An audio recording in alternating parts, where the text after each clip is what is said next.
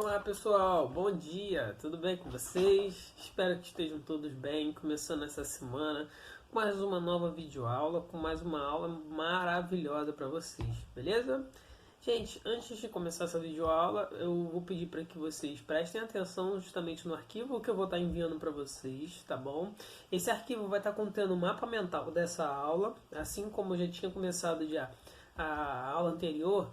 Essa aula eu quero complementar ela com um mapa mental que vocês podem se organizar para entender como é que funciona justamente esse período regencial, né? Essas revoltas regenciais.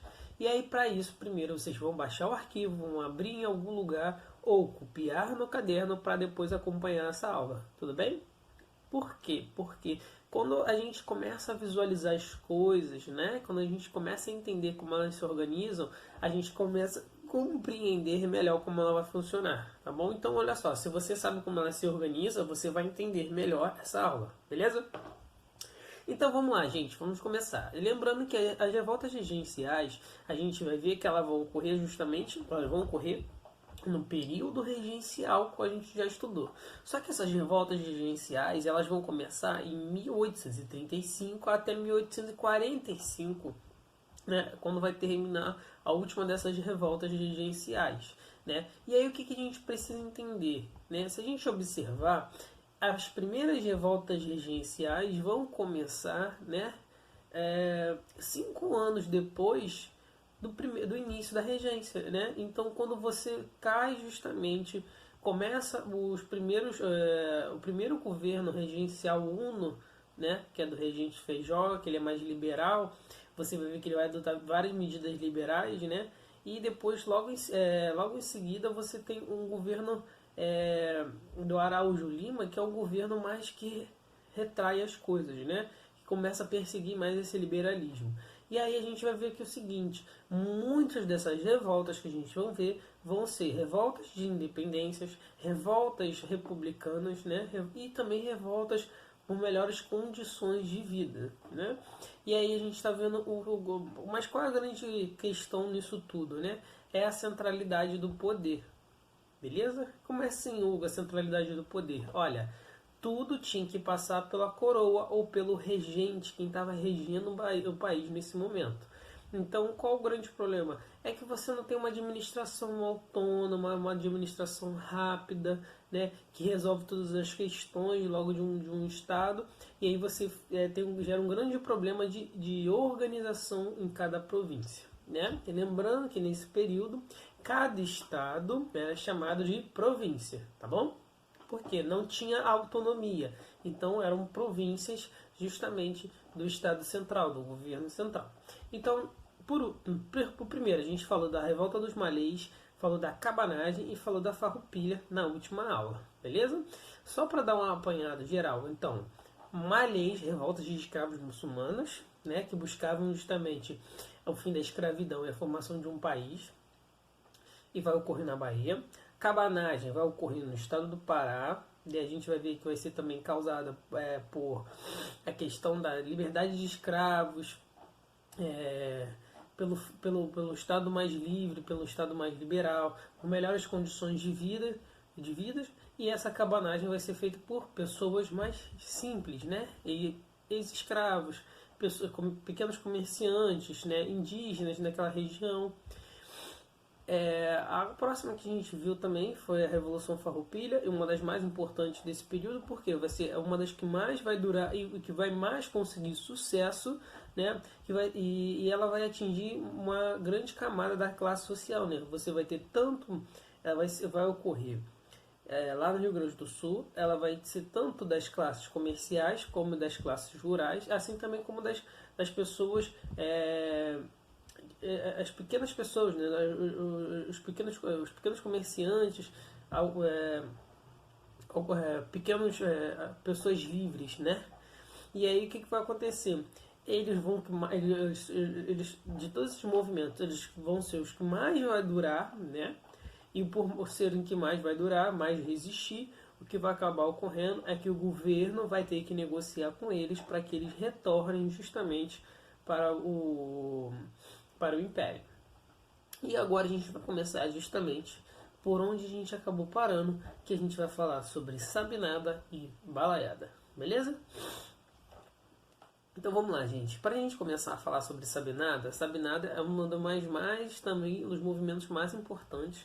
A gente vai ver que dos 5 movimentos que a gente vai ter de revoltas, 4 deles vão ocorrer justamente na região Nordeste, né? Porque a gente vai ver que ao longo de todo o século XIX, boa parte da região Nordeste, né, e Norte vai ficar vai ser desfavorecida em relação às outras regiões do país, porque elas não vão receber tanto investimento da coroa, né? Elas não têm autonomia, não vão receber investimento, isso vai gerar uma grande insatisfação justamente dessas províncias. E aí a Sabinada vai ocorrer na Bahia, ela vai ser encabeçada justamente por Francisco Sabino, né? Então por isso que ela tem justamente esse nome Sabinada, por causa justamente do seu principal líder, que é o Francisco Sabino. O que eles buscavam também justamente, né? Era primeiro a autonomia da Bahia, né, das províncias, que ela fosse mais autônoma, que ela pudesse fazer justamente comércio com os outros estados, comércio justamente com os outros países, sem precisar pedir autorização direta para a coroa, né?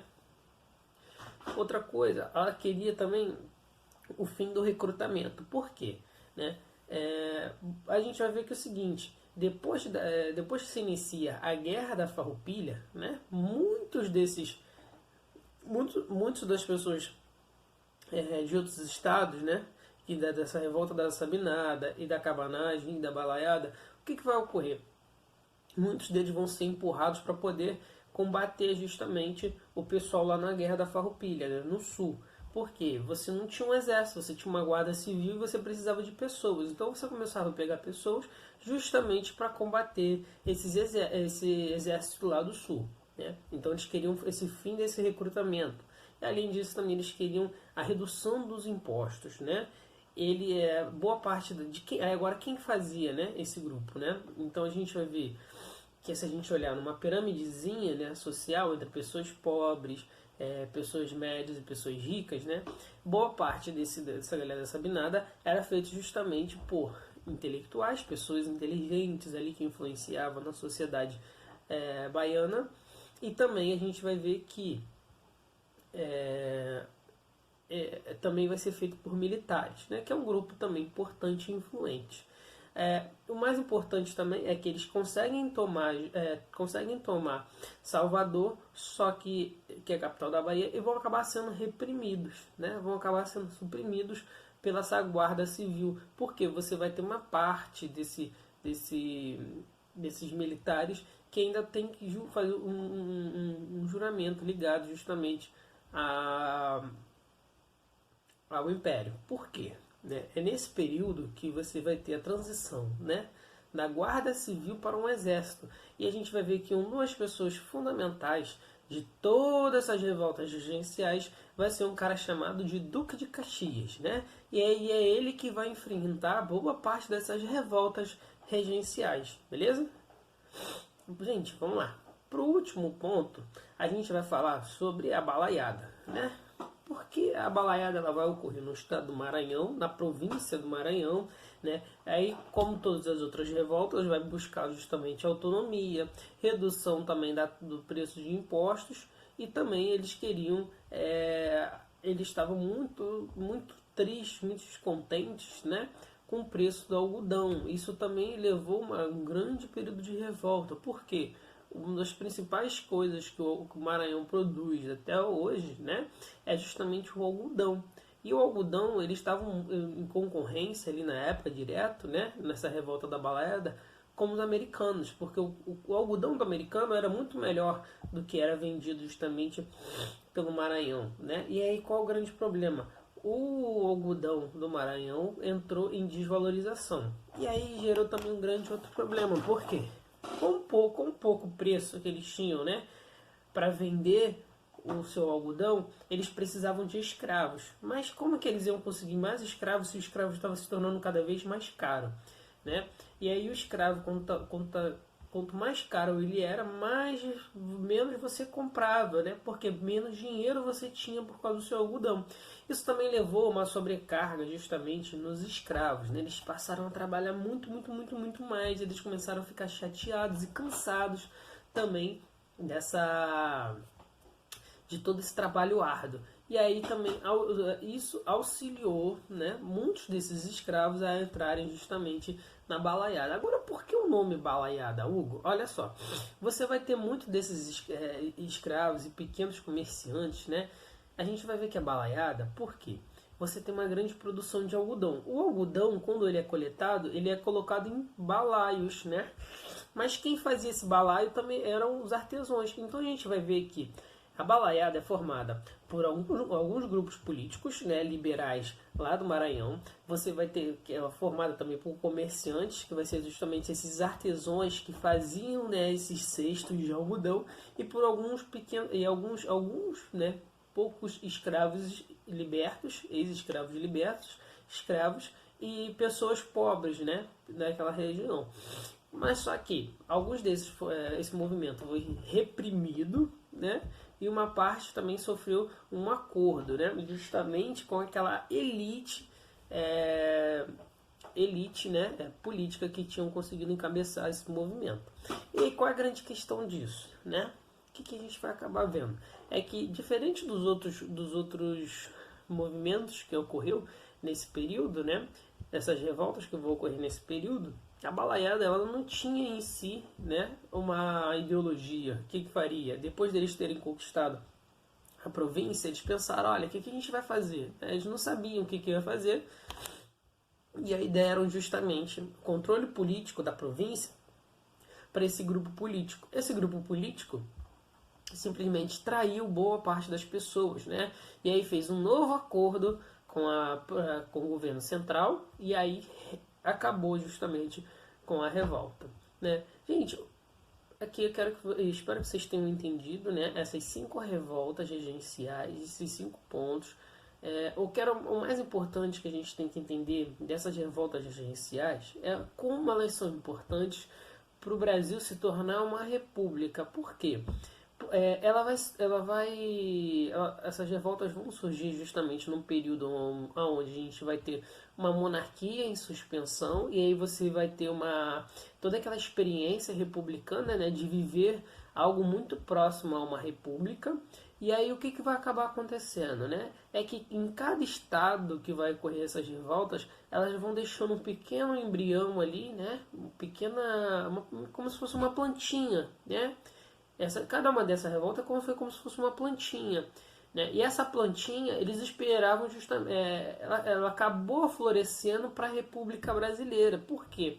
Por mais que todas essas revoltas, né, ou fossem reprimidas, ou fossem renegociadas, né, para que acabassem, o que acabou acontecendo, né? Que elas eram uma pequena plantinha do início da República do Brasil, né? Porque sempre quando você tinha alguma coisa relacionada à monarquia e tal, e transformações e problemas políticos, você sempre poderia retornar justamente a esse período. Para quê, né? Para ver que você tinha potencialidade para transformar justamente o Brasil numa monarquia para uma república, você tinha condições de fazer revoltas. Então o que aconteceu, né? Após essas revoltas, você teve a criação mesmo do exército. O exemplo desse exército, né, o encabeçamento desse exército foi o general Duque de Caxias, qual ele hoje em dia, até hoje, é o patrono do exército, porque ele que fundamentou o exército. Ele era uma pessoa totalmente ligada, né, a Dom Pedro II, a família real. Ele tinha essa devoção à monarquia brasileira, porém a gente vai ver que essas revoltas vão ser uma plantinha da república em cada estado, né? E aí você vai ver que elas vão florescer depois no período já para a passagem para o período republicano, né? Isso é importante porque se você olha para o Rio Grande do Sul, Se você olha para o Rio Grande do Sul, né, eles ainda têm muito guardados dessa história, né, dessa história justamente em relação à República da Farroupilha, né, a Guerra da Farroupilha. Se você olha para os demais estados, também eles têm uma história muito importante, como a da cabanagem, como a da Sabinada. Principalmente, galera, a da Sabinada, porque ela vai deixar um marco muito importante, né? O Francisco Sabino vai entrar justamente pelos sertões da Bahia, né, e tentar disseminar essa revolta, né, esses pensamentos, né, feitos encabeçados por ele, né, de liberdade, de fundar um país, uma república, né, para outros estados, né, e principalmente para o Maranhão. Então a gente vai ver que boa parte dessas revoltas vão ser importantes para a transformação do Brasil depois, tá bom? Ah, só uma curiosidade aqui, ó. Eu tenho uma cuia, né, de chimarrão, que eu tomo chimarrão. Não sei se vai focar aqui direitinho para vocês, ó. Essa bandeira aqui, ó, é a bandeira da República Rio-Grandense, né? Que vai ser justamente a República da Farroupilha, tá bom? Então olha só que interessante, né? A bandeira, né? E que aí se você olha para a bandeira do Rio Grande do Sul hoje é praticamente quase a mesma, né? Interessante porque a gente teve uma outra república aqui no Brasil, né? A gente teve uma república, a gente tinha uma monarquia, aí você tem uma república que separa do Brasil. E aí você depois tem e aí assim, você vai ver que essa mesma galera dessa República Farroupilha é que vai forçar muito a República no Brasil, beleza? E aí por isso que você tem mentalidades diferentes ao longo do Brasil, mas você vai ter... a grande questão é a seguinte, você também, nessas outras revoltas, você vai ter tentativas de independência e de república. Só que a única que foi bem sucedida mesmo, entre parênteses, né, foi essa República Farroupilha. Espero que vocês tenham entendido. Qualquer coisa, qualquer dúvida, eu estou aqui, tá bom? E aí, só perguntar pro tio Hugo. Um beijo pra vocês.